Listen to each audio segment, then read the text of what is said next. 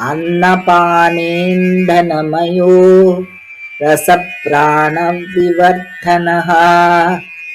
యో ధారయతి భూతాని తస్మై ప్రాణాత్మనే నమః.